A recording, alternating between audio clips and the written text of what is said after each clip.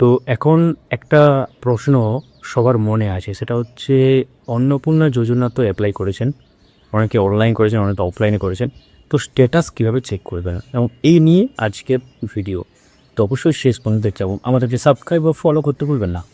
তো সবার প্রথম আপনারা যে নম্বর দিয়ে অনলাইন রেজিস্ট্রেশন করেছেন বা ফর্ম ফিল আপ করেছেন সেই নম্বর দিয়ে এবং ওটিপি দিয়ে পোর্টালে এন্টার হয়ে যান এবং তারপর আপনারা দেখতে পাবেন যে ফর্ম সাবমিটেড বলে থাকবেন, যদি ঠিকঠাকভাবে ফর্ম সাবমিট করে থাকেন অনলাইনে ক্ষেত্রে। তো এই প্রসেসটা সম্পূর্ণ অনলাইনে দেখা যাবে এবং যারা অফলাইনে ফিল আপ করছেন তাদের জন্য এই প্রসেসটা নয়।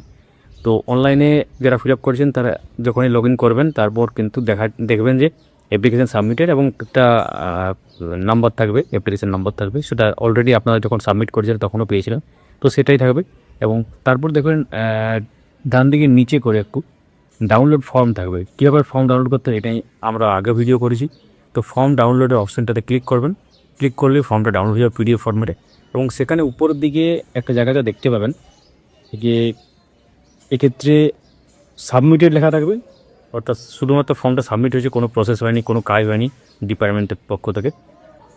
এবং অনেকের ক্ষেত্রে কী লেখা আছে এনকোয়ারি প্রসেসড, সেটা কিন্তু থাকবে। অর্থাৎ এনকোয়ারি প্রসেসড মানে হচ্ছে নির্দিষ্ট ডিপার্টমেন্টে সেখানে এনকোয়ারি যেটা একটা প্রসেস করা হয়েছে বা এই ব্যাপারটা কিন্তু প্রসেস করা হয়েছে বা সেখানে কিছু কাজ করা হয়েছে। তো এটা যদি হয় তাহলে বুঝতে পারবেন যে আপনাদের যে অনলাইন ফিল আপ সেটা ভেরিফিকেশান হয়েছে বা ভেরিফিকেশান পর্যায়ে রয়েছে, এরকম একটা টিস্যু ব্যাপার আর কি।